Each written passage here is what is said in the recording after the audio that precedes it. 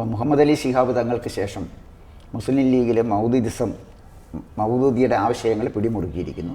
അതിനുശേഷം എനിക്ക് വന്നത് ഹൈദരാലി ശിഹാബ് തങ്ങൾ വന്നു. ഇപ്പോഴേ സാദിഖ് അലി ശിഹാബ് തങ്ങൾ ഇരിക്കുന്നു. അപ്പം അദ്ദേഹത്തിന് ശേഷം മുഹമ്മദ് അലി ശിഹാബ് തങ്ങൾക്ക് ശേഷം ഒരു ഷിഫ്റ്റ് ലീഗിലുണ്ടായി. ലീഗിൽ മൗദൂദിസം before and after Muhammad Ali Shihab Thangal മുസ്ലിം ലീഗും കേരളത്തിൻ്റെ ആ ഒരു സെറ്റപ്പും വരുന്നത്. അല്ല, അങ്ങനെ വരുമ്പോഴേ മുസ്ലിം ലീഗിലേക്ക് ഈ മതമൗലികവാദം കടന്നുകൂടുകയും മുസ്ലിം ലീഗിൻ്റെ പോളിസിയിൽ അത് മതസൗഹാർദ്ദവും പിന്നെ മതേതരത്വത്തിൻ്റെ ഒരു ഭാഗമെങ്കിലും നിലനിർത്തണമെന്ന് ആഗ്രഹമുള്ള വിരലിലെണ്ണാവുന്ന നേതാക്കന്മാർ മുസ്ലിം ലീഗിലുണ്ടായിരുന്നവർക്ക് പോലും വംശനാശം സംഭവിക്കുകയും ഈ പരിവർത്തനം ലീഗിൽ വന്നപ്പോൾ ലീഗിന് നിയന്ത്രണമുള്ള ഒരു ഗവൺമെൻറ്, ഇത്തരത്തിലൊരു മനംമാറ്റം വന്ന ലീഗാണ്. ലീഗിന് നിയന്ത്രണമുള്ള ഒരു ഗവൺമെൻറ് 2026 കേരളത്തിലെ അധികാരത്തിൽ വന്നാൽ അത് എന്ത് അപകടമാണ് കേരളത്തിൽ ഉണ്ടാക്കുന്നത്? ഒരിക്കലും വരാൻ പാടില്ല പറയും. 2026 ഈ മൗലികവാദികൾക്കുള്ള അധികാരം കിട്ടുന്ന മുസ്ലിം ലീഗ് വന്നാൽ അവരുടെ കയ്യിൽ അവർ വേറെ ആൾക്കാരുടെ പെയ്ഡ് ആൾക്കാരാണ്. ഈ റാഡിക്കൽ ഇസ്ലാമിസ്റ്റിൻ്റെ പെയ്ഡ് ആൾക്കാരാണ് ഈ മുസ്ലിം ലീഗ്. അവർ പറയുന്നത് മാത്രമേ അവിടെ അവർക്ക് ചെയ്യാൻ പറ്റുള്ളൂ. അല്ലാതെ വരുമ്പോഴേ മാഡം ഈ മുസ്ലിം കമ്മ്യൂണിറ്റി തന്നെ ഒരുപാട് മാറ്റങ്ങൾ വരുന്നുണ്ട്. നമ്മുടെ പിന്നെ കാലിക്കറ്റ് യൂണിവേഴ്സിറ്റി വൈസ് ചാൻസലറായിരുന്ന മഹാപണ്ഡിതനായ ഡോക്ടർ അബ്ദുൽ സലാം, അദ്ദേഹം BJP-യിലേക്ക് വന്നില്ലേ? അബ്ദുള്ള കുട്ടി CPM കാരനായിരുന്നല്ലോ. പിന്നെ DYFIയിലും SFIയിലും ഒക്കെ വന്ന് CPM ആയ ആളാണ്. അദ്ദേഹം പിന്നെ BJP-യിലേക്ക് വരുന്നു. അപ്പോൾ ഇത്തരം ആളുകൾക്ക്, ഇത്തരം ഉൽപ്പതിഷ്ണുക്കളായ രാഷ്ട്രീയ പ്രവർത്തകർക്ക്, രാഷ്ട്രീയ നേതാക്കന്മാർക്ക് മുസ്ലിം കമ്മ്യൂണിറ്റിയിൽ അടിസ്ഥാനപരമായ അവരുടെ ചിന്തയിൽ എന്തെങ്കിലും മാറ്റങ്ങൾ കൊണ്ടുവരാൻ കഴിയും എന്ന് പ്രതീക്ഷിക്കുന്നുണ്ട്? അവരെ ചിന്തയിൽ മാറ്റങ്ങൾ ശ്രമിക്കുന്നുണ്ട്.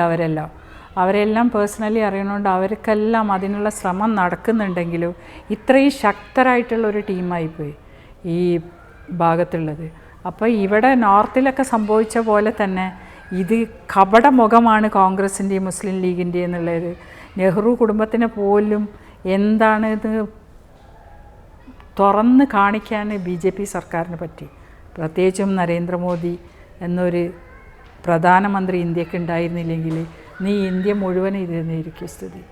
അപ്പോൾ അങ്ങനെയുള്ള ഒരു പിക്ചർ നമുക്ക് ഇത്രയും വലിയ നോർത്തിൽ കാണിക്കാൻ പറ്റിയെങ്കിൽ അവിടെയും ഈസിയായിട്ട് നടപ്പാക്കാൻ പറ്റും. അതിനുള്ള എല്ലാ സന്നാഹങ്ങളും BJP-യും അതുപോലുള്ള അതിൻ്റെ അകത്തുള്ള ചിന്തകരും ഒന്നിച്ചു പോകണം. കാരണം ദേശീയതയുള്ള മുസ്ലിങ്ങൾ ഒരുപാട് പേര് ഇതിലേക്ക് വന്നിട്ടുണ്ട്. അവരെല്ലാം കൂട്ടിയിട്ട് ക്യാമ്പയിനുകൾ ഇതിവിടെ വേറൊന്നിനു വേണ്ടിയല്ല, ഈ രാജ്യത്തെ സ്നേഹിക്കണമല്ലോ, അല്ലാതെ ഈ രാജ്യം ഇല്ലാതാക്കാനുള്ള ഭീകരവാദികളല്ല. ഒരു മുസ്ലിമിനും ഇവിടെ എതിർപ്പില്ല. അപ്പോൾ AP കാന്തപുര ഉസ്താദ് ചെയ്ത വലിയൊരു കാര്യമാണ്. ഇപ്പം പ്രധാനമന്ത്രിനെ കണ്ടുവന്നു പറഞ്ഞു മുസ്ലിം സേഫാണ്, ഇന്ത്യൻ മുസ്ലിംസ് ആർ സേഫ്. അത് പറയാൻ ഓരോ പണ്ഡിതനും ഇതിനെ അകത്തേക്ക് വന്ന മുസ്ലിം നേതാക്കന്മാർക്ക് കഴിയണം. ഇപ്പോൾ കാന്തപുരം ഉസ്താദ് പ്രധാനമന്ത്രിയെ കണ്ടു. കാന്തപുരത്തിന് വലിയ സ്വാധീനം സമുദായത്തിലുണ്ടല്ലോ, അത് നിഷേധിക്കാൻ കഴിയുന്ന കാര്യമല്ല. അപ്പോൾ അദ്ദേഹത്തിൻ്റെ ഈ സന്ദർശനം, പ്രധാനമന്ത്രിയെ സന്ദർശിച്ചത് എന്തെങ്കിലും രാഷ്ട്രീയ മാറ്റം മലബാർ രാഷ്ട്രീയത്തിൽ ഉണ്ടാക്കുമോ? മലബാർ രാഷ്ട്രീയത്തിൽ വരും തന്നെയാണ് ഈ പ്രാവശ്യം വിശ്വസിക്കുന്നത്. കാരണം BJP-ക്ക് വലിയൊരു മാറ്റം കൊണ്ടുവരാൻ പറ്റും. NDA സഖ്യം എന്ന് പറയുന്നത് അത് ജനങ്ങളിലേക്ക് എത്തുന്നുണ്ട്. പ്രത്യേകിച്ചും ശത്രുവിനെ മനസ്സിലാക്കി എന്നുള്ള ഒരു ബോധം ജനങ്ങൾക്ക് വന്നേരും. ആരാണ് ഈ രാജ്യത്തെ നശിപ്പിക്കുന്നത് എന്താണെന്നുള്ള ഇത്ര കാലം കണ്ട മുഖല്ല, ഡബിൾ ഫേസ് ഉണ്ട് ഈ രാജ്യത്ത് എന്നുള്ളത് മനസ്സിലാക്കാൻ കുറച്ച് ജനങ്ങൾക്ക് പറ്റിയിട്ടുണ്ട്. കാരണം കോൺഗ്രസ്സിലും കമ്മ്യൂണിസ്റ്റിലും ഒക്കെ ഉണ്ടായിരുന്ന ഹിന്ദുക്കൾ പോലും മാറ്റി ചിന്തിച്ച് ഇപ്പോൾ അതിലുണ്ടെങ്കിലും അവർ ഈ രാജ്യത്തിനൊപ്പം നിൽക്കുന്ന ഒരു തീരുമാനത്തിലെത്തിയില്ലേ? അല്ല, ഇവിടെപ്പോഴേ നരേന്ദ്രമോദി ഒരു ശത്രുവായിട്ടാണ് ഒരു ശരാശരി മുസ്ലിം കേരളത്തിൽ കാണുന്നത്. അതേസമയം മുസ്ലിങ്ങൾക്ക് ഭൂരിപക്ഷമുള്ള UP-യിൽ BJP സ്ഥാനാർത്ഥികൾ ജയിക്കുന്നു, ഒരു പ്രശ്നമില്ല. അവിടെ ഭരിക്കുന്നൊരു സന്യാസിയാണ്, അതൊന്നും കള്ളയോട്ടൊന്നും അല്ലല്ലോ, കൃത്യമായിട്ട് വോട്ട് കിട്ടിയല്ലേ ജയിക്കുന്നത്. പക്ഷേ കേരളത്തിലെ മുസ്ലിങ്ങളിൽ അങ്ങനെ ഒരു മാനസിക മാറ്റം വരുന്നില്ല. ഏറ്റവും രസകരമായിട്ട് എനിക്ക് തോന്നിയിട്ടുള്ള ഒരു കാര്യം, മക്കയും മദീനയും നിൽക്കുന്ന സ്ഥലമാണ് സൗദി അറേബ്യ. സൗദി അറേബ്യയിലെ ഏറ്റവും പരമോന്നത പുരസ്കാരമാണ്, നമ്മുടെ ഭാരതരത്ന പോലുള്ള പുരസ്കാരമാണ് കിങ് അബ്ദുൽ അസീസ് അവാർഡ്. അതുകൊടുത്താണ് അദ്ദേഹത്തിനെ സ്വീകരിച്ചത്, നരേന്ദ്രമോദിയെ സ്വീകരിച്ചത്. ഇവരെല്ലാം പാലസ്തീന് വേണ്ടി കണ്ണുനീരൊഴുക്കുന്നു. പാലസ്തീൻ നരേന്ദ്രമോദി കൊടുത്തത് the red collar of the state of Palestine അവാർഡാണ്. അവിടുത്തെ ഏറ്റവും പരമോന്നത പുരസ്കാരം. മുസ്ലിം രാജ്യങ്ങളൊക്കെ മോദി അംഗീകരിക്കുന്നു. ഏറ്റവും അധികം മുസ്ലിം ജനസംഖ്യയുള്ള ഇന്തോനേഷ്യയിലെ പ്രസിഡന്റ് വന്ന് പറയുന്നു മോദിയുടെയും എൻ്റെയും DNA ഒന്നാണ് എന്ന്. ഇതൊക്കെ ലോകത്ത് നടന്നുകൊണ്ടിരിക്കുകയാണ്. പക്ഷേ ഇപ്പോഴും അഭ്യസ്തവിദ്യരായ കേരളത്തിലെ മുസ്ലിംകൾ ഒരു മുസ്ലിം വിരുദ്ധനായിട്ട് മോദിയെ ബ്രാൻഡ് ചെയ്തപ്പോൾ അതങ്ങനെ അല്ല എന്ന് അവരെ ബോധ്യപ്പെടുത്തുന്ന കാര്യത്തിൽ എന്തുകൊണ്ടാണ് BJP പരാജയപ്പെടുന്നത്? അവിടെയാണ് അത് ശരിക്കും പരാജയപ്പെടുന്നതെന്നുള്ള എനിക്ക് തോന്നുന്നത്. കാരണം മോദി കൊണ്ടുവന്ന ഒരു സ്കീമുകളും ഒരു ജാതിക്ക് വേണ്ടിയല്ല, എല്ലാവർക്കും ഉള്ള സമൂഹത്തിൽ താഴെ നിലയിലുള്ളവരെ എല്ലാം കൊടുക്കാൻ പറ്റുന്ന സ്കീമുകൾ, പദ്ധതികൾ കൊണ്ടുവന്ന് ജനങ്ങളിലേക്ക് എത്തുന്നില്ല എന്നുള്ള ഒരു തോന്നൽ എനിക്കുണ്ട് കേരളത്തിൽ. കാരണം ഞാൻ തന്നെ പല മേഖലയിലും അതുപോലുള്ളതിൽ പ്രവർത്തിക്കുമ്പോൾ അത് എത്ര ഫണ്ട് എത്തി, ആർക്കൊക്കെ കിട്ടുന്നുണ്ട് എന്നുള്ളത്. ഇപ്പോൾ സാമൂഹ്യനീതി വകുപ്പിലാണെങ്കിലും ഞങ്ങളെ പ്രസിഡൻറ്റിൻ്റെ സാമൂഹ്യനീതി വകുപ്പ്, അതിൽ ഡിസേബിൾഡിന് എത്രമാത്രം കിട്ടുന്നുണ്ട് നമ്മളെ ഫണ്ടുകൾ ഗവൺമെൻറ് എന്നുള്ള. അത് അവിടെ ജാതി നോക്കിയാണോ കൊടുക്കുന്നത്? ഇതെല്ലാം എല്ലാവർക്കും കൊടുക്കുന്നുണ്ട്. എല്ലാ മതങ്ങളെയും നോക്കാണ്ട് ഓരോ ഒരു സ്കിൽ ഡെവലപ്മെൻറ്റ്, മുദ്ര ലോൺ, ഇത് കണ്ട എല്ലാ പദ്ധതികളും യൂസ് ചെയ്ത് രാജ്യത്തിൻ്റെ എല്ലാം. ഇപ്പോൾ UPI വന്നപ്പോൾ പോലും പറഞ്ഞത് എന്താ, ഇതാ രാജ്യം നശിച്ചു. പക്ഷേ ലോകത്തിലെ ഏറ്റവും വിജയിച്ചൊരു പദ്ധതിയായിരുന്നു അത്. അപ്പോൾ ഇത് വെറുതെ അടിച്ചിറക്കണ ഒരു സാധനം അല്ല എന്ന് പറയാൻ ഒരു ടീം അവിടെ വേണം. അതാണ് എനിക്ക് തോന്നുന്നത്. അത് ഒരു പാരലായിട്ട് തന്നെ BJP വർക്ക് ചെയ്യണം എന്നുള്ളത് ഞാൻ എപ്പോഴും പറയുന്ന ഒരു കാര്യം. അതിന് വർക്ക് ചെയ്യണം. വെറും രാഷ്ട്രീയത്തിലൂടെ കേരളത്തിൻ്റെ ജനങ്ങൾക്ക് നമ്മൾ മോദി അതാ ചെയ്തത്. ഇപ്പോൾ ഇവിടെ പറയും, കളിയാക്കും, അന്ന് ഇപ്പം നിർത്തിയിട്ടേ ഉള്ളത്. കക്കൂസ് ഉണ്ടാക്കുന്ന ആളാണ് മോദി. 11 മില്യൺ ടോയ്ലറ്റ്സാണ് കൊടുത്തത്. ചാണകം ഉണക്കി കത്തിക്കുന്ന ലേഡീസിന് 10 കോടിയിലധികം ഗ്യാസ് സിലിണ്ടറുകൾ കൊടുത്ത് അടുപ്പ് കൊടുത്തു. അപ്പോൾ അത് മോഡി ചെയ്ത എന്തിനു വേണ്ടിയാണ്? ആ ജനങ്ങൾ, ആ പെണ്ണുങ്ങളും കുട്ടികളും മോദിക്ക് വോട്ട് ചെയ്തത് 2014 തൊട്ടിട്ട്. അതൊരു പെണ്ണിൻ്റെ ഒരു വലിയ സ്ട്രെസ്സാണ്. രാവിലെ ഞാൻ എന്ത് ചെയ്യും, കത്തിക്കണം, ഭക്ഷണം ഉണ്ടാക്കണേ. അപ്പോൾ അതിലൂടെയാണ് ജനങ്ങളിലെ ഏറ്റവും കോൺഗ്രസ്സിന് മറന്നുപോയ ആ ഒരു ഗ്രാസ് റൂട്ട് ലെവലിലുള്ള വർക്ക് RSS BJP ചെയ്തതിൻ്റെ ഫലമാണ് ഭാരതം നരേന്ദ്രമോദീൻ്റെ കയ്യിലിരിക്കുന്നത്. ഇതേ ഇത്രയും വലിയൊരു ഏരിയ അവർക്ക് ചെയ്യാൻ പറ്റുമെങ്കിൽ കേരളത്തിൽ എളുപ്പമായിട്ട് ചെയ്യുക. കുറച്ചും കൂടി വിവരമുള്ള ആൾക്കാരല്ല അവിടെ ഉള്ളത്. ഇവിടെ ഉള്ളവർക്ക് ഒന്നും പറഞ്ഞാൽ പോലും മനസ്സിലാവാൻ ഒരു സ്കൂൾ പോലും കാണാത്തവർ ഇപ്പോഴും ഉണ്ട് ഇവിടെയൊക്കെ. കോൺഗ്രസ് ഭരിച്ചിരുന്ന നാടല്ലേ, എന്തുകൊണ്ട് അവർ ചെയ്തില്ല? ഇവർക്ക് ഈ ഗല്ലികളിൽ പോയി ഇവർക്ക് അടുപ്പുകൾ കൊടുത്തില്ല, കക്കൂസ് കൊടുത്തില്ല. ഇവർ പറയില്ല കക്കൂസ് ഇല്ലാണ്ട് ഇരിക്കണം, അപ്പോഴും അറിയാം അവരുടെ വിവരം. അല്ല വേണം, ഞാൻ എൻ്റെ UPയിലുള്ള എൻ്റെ ഒരു മുസ്ലിം സുഹൃത്തിനോട് ഞാൻ ചോദിച്ചു എങ്ങനെയാണ് ഈ BJP അവിടെ ജയിക്കുന്നതെന്ന്. അദ്ദേഹം വളരെ രസകരമായൊരു ആൻസർ പറഞ്ഞത്, ദില്ലിയിലുള്ള സ്ത്രീകൾ, അത് മുസ്ലിമെന്നും ക്രിസ്ത്യാനി ഹിന്ദു എന്നൊന്നുമില്ല, അവരെ വലിയൊരു വിഭാഗം ആളുകൾ പാമ്പ് കടിയേറ്റ് മരിക്കാറുണ്ട്. അതിൻ്റെ കാരണം ഇവർ പ്രാഥമിക കർമ്മങ്ങൾക്കായിട്ട് രാവിലെ പോകുന്നത് വെളിപ്രദേശങ്ങളിലാണ്. അപ്പോഴാണ് ഇത് സംഭവിക്കുന്നത്. അപ്പോൾ അദ്ദേഹം പറഞ്ഞത്, ഒരു സ്ത്രീക്ക് അതിരാവിലെ പ്രാഥമിക കർമ്മങ്ങൾ ചെയ്യുന്നതിനായിട്ട് വെളിയിൽ പോകുമ്പോൾ അവരനുഭവിക്കുന്ന ഒരു യാതന വളരെ വലുതാണ്. അവരുടെ പ്രശ്നം മനസ്സിലാക്കി നരേന്ദ്രമോദി എല്ലാവർക്കും ശൗചാലയങ്ങൾ കൊടുത്തു.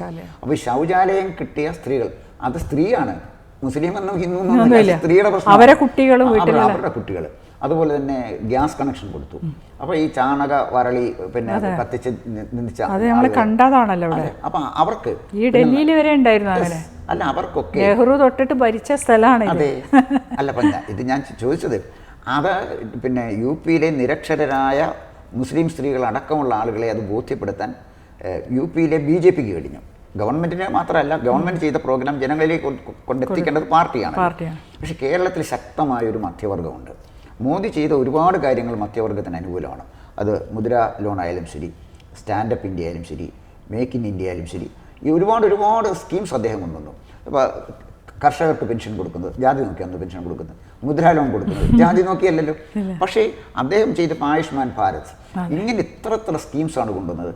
ഈ സ്കീംസൊക്കെ ജനങ്ങളിൽ എത്തിച്ച് നരേന്ദ്രമോദി ഇന്ന കാര്യങ്ങളാണ് നിങ്ങൾക്ക് വേണ്ടി ചെയ്തത് എന്ന് UPയിലെ അല്ലെങ്കിൽ മറ്റ് ഉത്തരേന്ത്യൻ സംസ്ഥാനങ്ങളിലെ ഭാരതീയ ജനതാ പാർട്ടിയുടെ യൂണിറ്റുകൾ ചെയ്തതുപോലെ കേരളത്തിൽ അത് ഫലപ്രദമായിട്ട് ചെയ്യാൻ കഴിഞ്ഞിട്ടുണ്ട് എന്നെനിക്ക് തോന്നുന്നില്ല. അത് പാർട്ടിയുടെ ഒരു വീഴ്ചയായിട്ട് തന്നെയാണ് ഞാൻ കാണുന്നത്. അതെ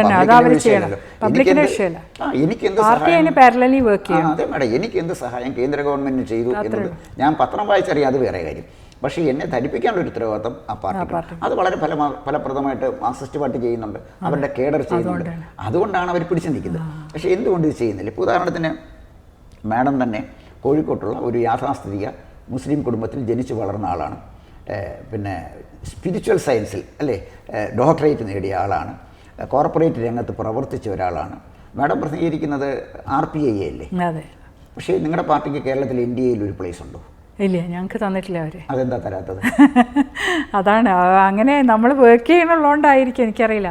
ഞങ്ങൾക്ക് എന്ന് വെച്ചാൽ അവർ ശരിക്കും നമ്മൾ ഇത്രയധികം അവിടെ വർക്ക് ചെയ്യേണ്ടത് സ്പോർട്സ് രംഗത്തും ഡിസേബിൾഡ് ഇതിലും ഈ സ്കീമുകളൊക്കെ നടപ്പാക്കുന്ന ആളാണെന്ന് അവർക്കറിയാം. പക്ഷെ അത് അവർ അവഗണിക്കണു. അങ്ങനെയുള്ള കുറച്ച് മെൻ്റൽ ഇഷ്യൂസാണ് ഇതൊക്കെ. എനിക്ക് തോന്നണേ ഈ ഓരോ ഭൂപ്രദേശത്തിന് ഓരോ ഈഗോ സിസ്റ്റം ഉണ്ടാവുമായിരിക്കും. അപ്പോൾ ഈ അല്ലാതെ BJPക്ക് ബുദ്ധിമുട്ട് വരുന്നത് ഈഗോ സിസ്റ്റമാണ്, പൊളിറ്റിക്കൽ സിസ്റ്റം അല്ല. നമ്മളെന്തായാലും NDA തന്നെ, മോദിക്ക് തന്നെയാണ്. മോദി പറയുന്ന എല്ലാ കാര്യങ്ങളും നമ്മൾ വർക്ക് ചെയ്യും. അവർ ഞങ്ങൾ എടുത്താലും എടുത്തില്ലെങ്കിലും NDAക്കൊപ്പം മോദിക്കൊപ്പം ഞങ്ങൾ. കാരണം ഞങ്ങൾക്കൊരു മിനിസ്റ്റർ ഉണ്ടല്ലോ സെൻട്രലിൽ, അതിലപ്പുറം തെളിവ് നമുക്കൊന്നും വേണ്ടല്ലോ. അതല്ല മാഡം, അത് പറഞ്ഞു.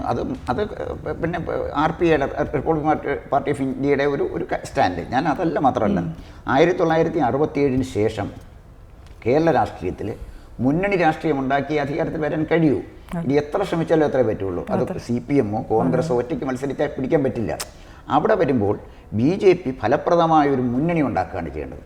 ആ മുന്നണി ശൂന്യമാണെങ്കിൽ മുന്നണി അവിടെ സൃഷ്ടിച്ചെടുക്കണം. അതാണ് ചെയ്യേണ്ടത്. മുന്നണി ഇപ്പോഴും ശൂന്യം തന്നെയാണ്. ആളുള്ള ആൾക്കാരൊന്നും അതിലുള്ളതായിട്ട് തോന്നിയിട്ടില്ല.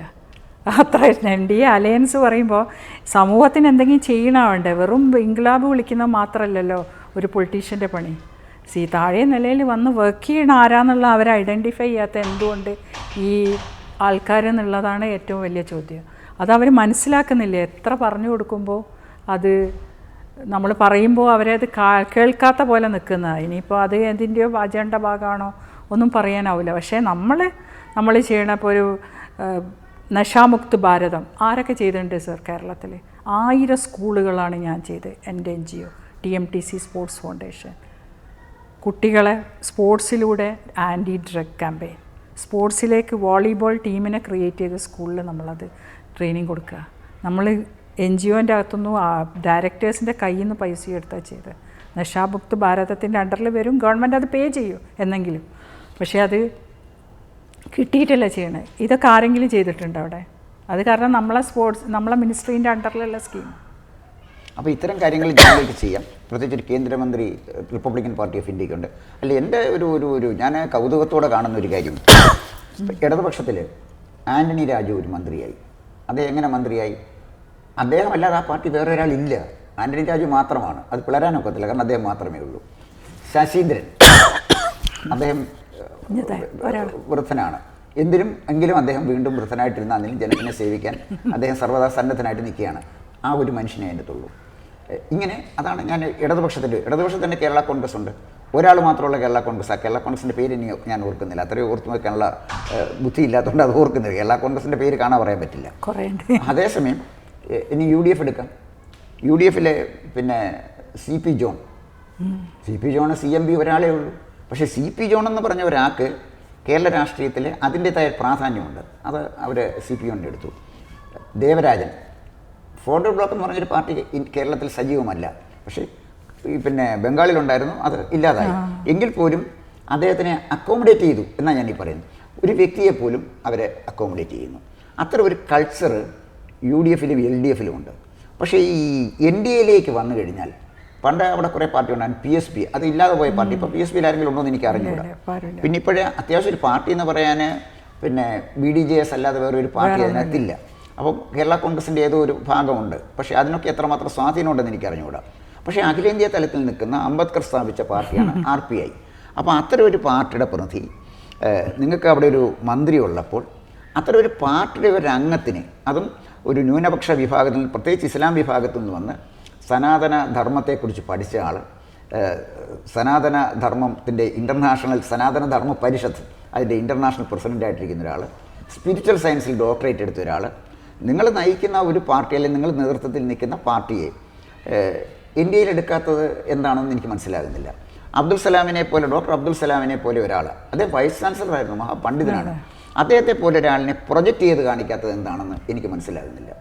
ഇങ്ങനെ ഒരു പാർട്ടിക്ക് ഈ പോളിസിയുമായിട്ട് പോയി എങ്ങനെ കേരളത്തിൽ സർവൈവ് ചെയ്യാൻ കഴിയും? ഞാൻ സത്യസന്ധമായി പറഞ്ഞാൽ നരേന്ദ്രമോദി ഇന്ത്യ ഭരിക്കണമെന്ന് തന്നെ ആഗ്രഹിക്കുന്ന ആളാണ്. അടുത്ത ടൈം നരേന്ദ്രമോദി എന്നെ ഭരിക്കണമെന്ന് ആഗ്രഹിക്കുന്ന ആളാണ്. അത് എൻ്റെ പൊളിറ്റിക്സ് അല്ല, എൻ്റെ രാജ്യത്തോടുള്ള എൻ്റെ സ്നേഹം കൊണ്ടാണ്. ഒരിക്കലും രാഹുൽ ഗാന്ധി ഇന്ത്യയുടെ പ്രധാനമന്ത്രി ആവരുതേ ദൈവമേ എന്ന് പ്രാർത്ഥിക്കുന്ന ഒരാളാണ്. കാരണം ഇന്ത്യ അപകടത്തിലാകും, രാജ്യദ്രോഹി ഒരാൾ ഇന്ത്യൻ പ്രധാനമന്ത്രിയായി ഇന്ത്യ അപകടത്തിലാകും. അതുകൊണ്ടാണ്. അപ്പോൾ ഈ സോണിയ കുടുംബം ഇന്ത്യക്ക് ചെയ്ത ദ്രോഹത്തെക്കുറിച്ച് എനിക്ക് നന്നായിട്ട് അറിയാവുന്നത് കൊണ്ടാണ് ഞാൻ പ്രാർത്ഥിക്കുന്നത്. കോൺഗ്രസിനോട് എനിക്ക് വിരോധമൊന്നുമില്ല, പക്ഷേ ഈ സോണിയ കുടുംബം ചെയ്യുന്ന അപ്പോൾ ഇതിൻ്റെ പ്രോബ്ലം ഞാൻ ചോദിക്കുന്നത്, കേരളത്തിലെ ഈ ഹാഡിൽസ് മറികടക്കണമെങ്കിൽ അതിന് വലിയ പൊളിറ്റിക്കൽ സ്ട്രാറ്റജി വേണം. BJPക്ക് 36 മണ്ഡലങ്ങളിൽ 30,000-ൽ കൂടുതൽ വോട്ടുണ്ട്. 36 മണ്ഡലത്തിൽ ചെറിയ കാര്യമല്ല, BJP തന്നെ പിടിച്ചതാണ്. അവിടെ നിന്ന് കേരളത്തിലേക്ക് വളർന്നു വരണമെങ്കിൽ RPI പോലുള്ള പാർട്ടികൾ, അതുപോലെ തന്നെ മറ്റു കേരള കോൺഗ്രസ് പോലുള്ള പാർട്ടികൾ, ഇത്തരം പാർട്ടികളെ ഉൾക്കൊള്ളിച്ചുകൊണ്ടല്ലേ അവർക്ക് പാൻഡൊക്കത്തുള്ളൂ. ഞാൻ ഈ പറഞ്ഞ പോലെ അബ്ദുൽ സലാമിനെ പോലുള്ള പ്രമുഖരായ ആളുകളെ പൊതുസമൂഹത്തിൻ്റെ മുന്നിൽ നിർത്തി പോകുന്നതിന് പകരം ഇപ്പോഴും ഈഗോ സെൻട്രിക്കായിട്ട് ഈ പാർട്ടിയെ നയിക്കുന്ന നേതാക്കന്മാർ നയിക്കുമ്പോൾ 2026 BJPയുടെ ഭാവി ശോഭനമാണ് എന്ന് എങ്ങനെ എനിക്ക് പറയാൻ കഴിയും എന്നറിഞ്ഞുകൂടാ. ഇന്ത്യയിൽ നമ്മളെ ആഗ്രഹമാണത് ശോഭനമാവണമെന്ന്. പക്ഷേ അതിന് വേണ്ടിയിട്ട് അവർ ആര് വന്നാലും പോയാലും ഒരേപോലെ തന്നെ ഈ കാര്യങ്ങളൊക്കെ നടക്കുന്നുള്ളൂ. കാരണം നമ്മുടെ നേതാവ് പറയുന്നത്, എൻ്റെ പാർട്ടീൻ്റെ പ്രസിഡൻറ്റ് ശ്രീ രാംദാസ് അത്തേവാല ഒരു ദളിത് നേതാവാണ് ഇന്ത്യ അറിയണേ. ഇന്ത്യയിൽ 46 വർഷമായിട്ട് ഒരേ പവറിലിരിക്കുന്ന ആൾ ഒരു ബുദ്ധിസ്റ്റ് നേതാവാണ്. ഇങ്ങനെയൊക്കെയുള്ള ഒരു പാർട്ടീൻ്റെ നേതാവിൻ്റെ പാർട്ടീനെ എടുത്താൽ ആക്ച്വലി അത് ആ സമൂഹത്തിലൊരു വലിയ ഇതുണ്ടാക്കും, മാറ്റം ഉണ്ടാക്കും. അപ്പോൾ ഇവിടെ അംബേദ്കറിസ്റ്റുകൾ ഏറ്റവും അധികം എതിർക്കുന്നത് ഭാരതീയ ജനതാ പാർട്ടിയാണ്. ഏറ്റവും അധികം എതിർക്കുന്നത് അവർ പൊളിറ്റിക്കൽ ഇസ്ലാമിൻ്റെ കാര്യത്തിൽ സൈലൻ്റാണ്. അപ്പോൾ അംബേദ്കറിസ്റ്റുകൾക്ക് അംബേദ്കറിനെ കുറിച്ച് അറിയാൻ പാടില്ല എന്ന് അവരെ ബോധ്യപ്പെടുത്തിയതും പൊതുസമൂഹത്തിനെ ബോധ്യപ്പെടുത്തിയതും ശ്രീജിത്ത് പണിക്കർ എന്ന സമർത്ഥനായ ഒരു ചെറുപ്പക്കാരനാണ്. അദ്ദേഹത്തിൻ്റെ ചർച്ചകൾ ഞാൻ കാണാറുണ്ട്. കൃത്യമായിട്ട് ഞാൻ കാണുന്ന ഒരാളാണ് ശ്രീജിത്ത് പണിക്കർ വന്ന് പറഞ്ഞപ്പോഴാണ് ഈ അംബേദ്കറിസ്റ്റുകളെന്ന് പറഞ്ഞ് നടക്കുന്ന ആളുകൾ വെറും പൊയ്മുഖമാണ്, കളിമൺകാലുള്ള വിഗ്രഹങ്ങൾ മാത്രമാണെന്ന് പൊതുസമൂഹം പറഞ്ഞത്. ശ്രീജിത്ത് പണിക്കരെ പരാജയപ്പെടുത്താൻ ഒരു അംബേദ്കറിസ്റ്റ് ചർച്ചയ്ക്ക് നേതൃത്വം കൊടുത്തു. വേറൊരാളെ മോഡറേറ്ററായിട്ടിരുന്നു. ശ്രീജിത്ത് പണിക്കർക്ക് സമയം കൊടുക്കാതെ അത് വെട്ടിച്ചുരുക്കാൻ മലയാള മനോരമ ഏറ്റവും ഹീനമായി ശ്രമിച്ചു. മനോരമയെപ്പോലെ പത്രമൊക്കെ ചെയ്തപ്പോഴേ പരമപുച്ഛമാണ് എനിക്ക് മനോരമയോട് തോന്നിയത്, പരമപുച്ഛം. പക്ഷേ എനിക്ക് ശ്രീജിത്ത് പണിക്കരോട് തോന്നിയ ബഹുമാനം, ഞാൻ ട്രിവാൻഡ്രത്ത് നിന്ന് കാർ ഓടിച്ച് ഇവിടെ വന്നത് സംസാരിക്കാനാണ് മനോരമയെ, ഞാൻ വന്നെങ്കിൽ ഞാൻ സംസാരിച്ചേ പോകൂ എന്ന് പറഞ്ഞപ്പോൾ മലയാള മനോരമ എന്ന് പറയുന്ന പത്രമുത്തച്ഛിയുടെ മുഖത്തേറ്റ അടിയാണ്. ഇത് കണ്ടുകൊണ്ടിരിക്കുകയാണ് നമ്മൾ. അപ്പോൾ സോഷ്യൽ മീഡിയ വളരെ സ്വാധീനമുള്ളതാണ്. നമ്മുടെ തന്നെ ഒരു ചെറിയ മീഡിയ ആണെങ്കിലും ഞങ്ങൾക്ക് പറയാനുള്ള കാര്യങ്ങൾ പറയും, മോദി ചെയ്ത നല്ല കാര്യങ്ങൾ പറയും. അത് ചാണകമൊന്നോ സംഗീതമൊന്നും പറഞ്ഞിട്ടൊന്നും കാര്യമില്ല. അപ്പോൾ എല്ലാവർക്കും കിട്ടുന്ന സ്വാതന്ത്ര്യം നമുക്ക് കിട്ടുമല്ലോ. പക്ഷേ ഇവിടെ പ്രോബ്ലം എന്താണെന്ന് ചോദിച്ചാൽ, ഈ മാഡത്തിനെ പോലുള്ള ആളുകൾ, ഇനിയും കൂടുതൽ ആളുകൾ ന്യൂനപക്ഷ സമുദായത്തിൽപ്പെട്ട മാഡത്തിനെ പോലുള്ള ഉൽപ്പതിഷ്ണുക്കൾ, പുരോഗമനപരമായി ചിന്തിക്കുന്ന ആളുകൾ, സ്ത്രീകളുടെ അടിസ്ഥാനപരമായ മൗലികമായ അവകാശങ്ങൾക്ക് വേണ്ടി നിലകൊള്ളുന്നവർ വരണമെങ്കിൽ നിങ്ങളെ പ്രോത്സാഹിപ്പിക്കണം. നിങ്ങളെ അടിച്ചമർത്തിയാൽ, നിങ്ങളെ അവഗണിച്ചാൽ ഈ വരവിന് താമസം നേരിടും. വരില്ല എന്നൊന്നും ഞാൻ പറയില്ല, താമസം നേരിടും. അത്ര ഒരു മാറ്റം കേരളത്തിലെ BJP ഘടകത്തിൽ ഉണ്ടാക്കുന്ന കാര്യത്തിൽ മാഡം പരാജയപ്പെട്ടു പോയി എന്ന് പറഞ്ഞാൽ നിഷേധിക്കാൻ പറ്റുമോ? അല്ല, ശരിയാ, അതൊരു പരാജയം തന്നെയാണ്. കാരണം നമ്മളെ കൂടെ നിൽക്കുന്നവരെ നമ്മൾ എത്രമാത്രം നമ്മൾ പറയാൻ പോകും പറ്റുമോ? അവരെ കുറ്റം പറഞ്ഞോ നമ്മൾ അവർക്ക് എതിർപ്പോ നിൽക്കാൻ പറ്റില്ല. അവർ ചെയ്ത നമ്മളെ വീടിൻ്റെ അകത്തുള്ള ആൾക്കാർ നമ്മളോട് പക്ഷാഭേദം കാണിക്കുന്ന ഒരു ഇതിൽ സൈലൻ്റായി നിൽക്കേണ്ട അവസ്ഥ വരും കേരളത്തിലെത്തുമ്പോൾ. ഈ പാർട്ടീൻ്റെ വർക്കുകളിൽ ഇറങ്ങുമ്പോൾ, ഇലക്ഷൻ സമയത്ത് പ്രചരണത്തിന് പോകുമ്പോൾ, ഇതൊക്കെ പാർട്ടി പ്രവർത്തകർക്കും അതൊരു വിഷമല്ലേ? ഒരു ഇലക്ഷൻ നടക്കുമ്പോൾ അവരെ പ്രചരണത്തിന് നമ്മൾ ആൾക്കാർ പോകുമ്പോൾ അതല്ലേ, നമ്മളിപ്പോൾ ഒരു ക്യാമ്പയിന് പോയാൽ അതവിടെ ഒരു ചലനം ഉണ്ടാക്കുന്നില്ലേ? നമ്മളെയും കേൾക്കാൻ കുറച്ച് ആൾക്കാർ അവിടെ ഉണ്ട് എന്നുള്ള 100% ഉറപ്പുള്ള ആളാണ്. അപ്പോൾ അതിന് പോലും അവസരം തരാണ്ടിരിക്കുന്നത് അവർക്കാണ് ക്ഷീണം ഞങ്ങളെക്കാളധികം. ഞങ്ങളെന്തായാലും NDAൻ്റെ സഖ്യം എന്തായാലും ഈ ഭാരതത്തിലൊക്കെ ഒരുപാട് സ്ഥലങ്ങളുണ്ടല്ലോ നമ്മളെ ഏരിയകൾ വർക്ക് ചെയ്യണം. കേരളത്തിൽ നമ്മളെ കൊണ്ട് ചെയ്യണ എങ്ങനെയാണോ നമ്മളെ വർക്ക് അവർക്ക് എഫക്റ്റ് ആവണം, അത് കിട്ടിക്കോട്ടെ. അല്ല, കേരള രാഷ്ട്രീയത്തിലെ 2 ധ്രുവങ്ങളിലായിരുന്ന കേരള രാഷ്ട്രീയത്തെ മാറ്റിമറിച്ച് മൂന്നാമതൊരു ഫോഴ്സായിട്ട് വളരാൻ തീർച്ചയായിട്ടും ഭാരതീയ ജനതാ പാർട്ടി കഴിഞ്ഞിട്ടുണ്ട്. അതിൻ്റെ ഒരു ക്രെഡിറ്റ് വലിയൊരു പരിധി വരെ രാജീവ് ചന്ദ്രശേഖരനുള്ളതാണ്. അദ്ദേഹമാണ് ആദ്യമായിട്ട് ഈ അജണ്ട ഒന്ന് പൊളിച്ചെഴുതിയത്. വികസനത്തിലേക്ക് ഫോക്കസ് ചെയ്തു. അദ്ദേഹം ശബരിമല വിഷയം എടുത്തില്ല, തന്ത്രിയുടെ വിഷയം എടുത്തില്ല, സ്വർണ്ണക്കൊള്ള എടുത്തില്ല. അതൊന്നുമല്ല സമൂഹത്തിൻ്റെ വിഷയം, അത് നിയമപരമായി നടക്കട്ടെ. കേരളത്തിൻ്റെ വികസനം എങ്ങനെ വേണം എന്ന് ചർച്ച ചെയ്തു. അതുകൊണ്ട് ആ തെരഞ്ഞെടുപ്പിൻ്റെ ആ ഫോക്കസ് ഒന്ന് മാറ്റാൻ അദ്ദേഹത്തിന് കഴിഞ്ഞു. പക്ഷേ അതുകൊണ്ട് മാത്രം കേരളത്തിൽ കാര്യമില്ല. കേരളത്തിൽ ശക്തമായ ഒരു മുന്നണി രൂപീകരിക്കാൻ ഭാരതീയ ജനതാ പാർട്ടിക്ക് കഴിയണമെങ്കിൽ കൊച്ചു കൊച്ചു ഘടകകക്ഷികൾ പോലും കേരളത്തിൽ അനിവാര്യമാണ്. അതാണ് ജനറേഷൻ അട്രാക്ട് ചെയ്യണം. മൈനോറിറ്റി, അതാണ് അവരുണ്ട്, നമ്മളെ കേൾക്കാനുണ്ട് ആള്. മൈനോറിറ്റി അത്യാവശ്യമാണ്. ഇറാനിലെ പോലെ ആ പർദ്ദ അങ്ങോട്ട് ഊരി എറിഞ്ഞിട്ട് ദിസ് ഇസ് കളർഫുൾ ലൈഫ് എന്ന് പറയാൻ മൈനോറിറ്റിയിൽ കുട്ടികളുണ്ട്, ആൺകുട്ടികളുണ്ട്, പെൺകുട്ടികളുണ്ട്. അവരെ അട്രാക്റ്റ് ചെയ്യണ ഒരു ലെവലിലേക്ക് നമുക്ക് പാർട്ടീനെ കൊണ്ടുവരാൻ പറ്റുന്നുണ്ട് എന്നുള്ളത് എനിക്ക് പൂർണ്ണ വിശ്വാസമുണ്ട്. അത് അവരും കൂടി നമ്മളെ കൂടെ നിന്നാൽ പെർഫെക്റ്റ്. അല്ല, അവരെ കൂടെ കൊണ്ടുവരണമെങ്കിൽ കാന്തപുരം അബ്ദുള്ള വന്നത്, മുസ്ലിയാർ വന്നത് വളരെ നല്ല കാര്യം. പക്ഷേ അതൊരു തലമുറ, മുമ്പുള്ളൊരു തലമുറയാണ്, പ്രായമായ തലമുറയാണ്. പുതിയ തലമുറയിൽപ്പെട്ട നല്ല മിടുമിടുക്കരായ ചെറുപ്പക്കാർ, മുസ്ലിം പെൺകുട്ടികളും ആൺകുട്ടികളുമുണ്ട്. അവരെ ഈ സ്ട്രീമിലേക്ക് കൊണ്ടുവരണമെങ്കിൽ നിങ്ങളെപ്പോലുള്ള ആളുകൾ തീർച്ചയായിട്ടും സജീവമായിട്ട് രംഗത്ത് വരണം. നിങ്ങൾക്ക് ആവശ്യമുള്ള പ്രോത്സാഹനം നൽകണം. ഇത്തരം കാര്യങ്ങൾ BJPയുടെ കേന്ദ്ര നേതൃത്വത്തെ ധരിപ്പിക്കാൻ മാഡത്തിന് കഴിഞ്ഞിട്ടുണ്ട്. കേന്ദ്ര നേതൃത്വത്തിനെല്ലാം അറിയാം, അവർ പറയുന്നുണ്ട്. പക്ഷേ ഇതെല്ലാം ഡിഫറെൻ്റ്. ഒരു സ്റ്റേറ്റ് എത്തുമ്പോൾ അതിൻ്റെ പൂർണ്ണ അധികാരം ആ സ്റ്റേറ്റിൻ്റെ നേതൃത്വത്തിനും NDA ചെയർമാനൊക്കെയാണ്. അപ്പോൾ പിന്നെ നമ്മൾ ഇവിടെ പറയാമെന്നല്ലാതെ അവർ അപ്പോൾ കേരളത്തിലെ NDAയുടെ ഭാവിയിൽ നിരാശയുണ്ടോ? നിരാശ വെച്ചാൽ ഒന്നും കൂടി ശക്തമായിട്ട് വർക്ക് ചെയ്യാൻ നമ്മളെ കൊണ്ടൊക്കെ സാധിക്കും. അവരുടെ ഈ ആ ഒരു ആറ്റിറ്റ്യൂഡ് പ്രോബ്ലമാണ്.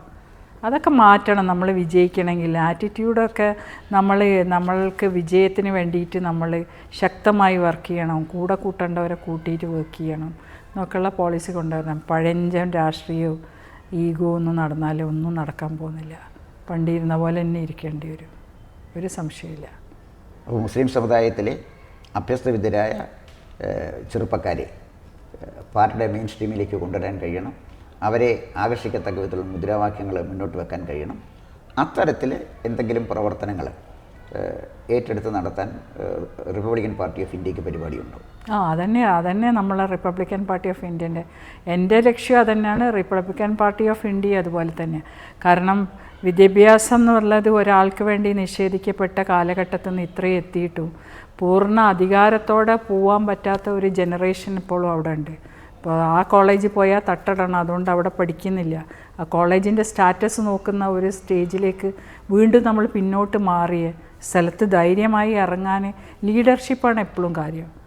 ഏത് പ്രതിസന്ധിയിലും ഒരു ലീഡർഷിപ്പ് കൊടുക്കാൻ ആളുണ്ടായാൽ പിന്നാലെ വരാൻ ധൈര്യമുള്ള കുറേ പേരുണ്ടാവും. അത് നമ്മൾ ആ ഒരു മൈനോറിറ്റി വിഭാഗത്തിന് കൊടുക്കാനുള്ള ശക്തമായ നേതൃത്വം തന്നെ കൊടുക്കും. ഇനിയിപ്പോൾ BJP നമ്മളെ കൂട്ടാണ്ട് വർക്ക് ചെയ്താലും നമ്മൾ സെപ്പറേറ്റ് വർക്ക് ചെയ്ത് അതിൻ്റെ ഗുണം BJPക്ക് കിട്ടിക്കോട്ടെ, നമുക്ക് അസൂയും കുശുമ്പൊന്നുമില്ല. കാരണം നമ്മളെ ഭാരതം സേഫായിരിക്കണം. അത് നരേന്ദ്രമോദിയുടെയും BJPൻ്റെയും കയ്യിൽ തന്നെയാണ്.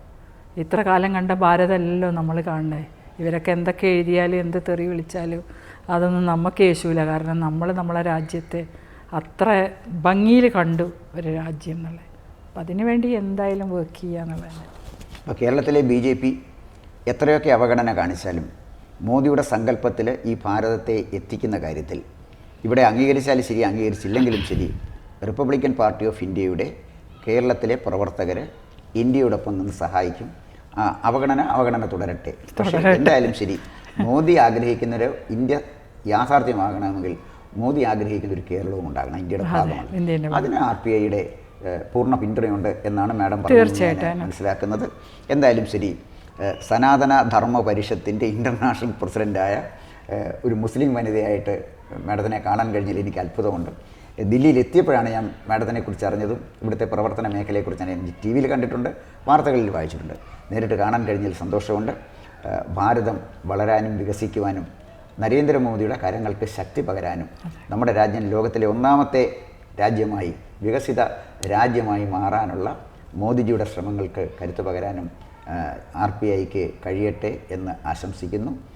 എല്ലാ നന്മകളും ആശംസിക്കുന്നു. കേരളത്തിലേക്ക് വരിക, പ്രവർത്തന രംഗം കേരളത്തിൽ കൂടെ ശ്രദ്ധിക്കുക. കേരളത്തിൽ ഒരുപാട് അവസരങ്ങളുണ്ട്. കാരണം മുന്നണി രാഷ്ട്രീയത്തിൻ്റെ കളരിയാണ് കേരളം. ആരവഗണിച്ചാലും ഇല്ലെങ്കിലും മുന്നണി രാഷ്ട്രീയത്തിലൂടെ കേരളത്തിൽ അധികാരത്തിലെത്താൻ പറ്റുള്ളൂ.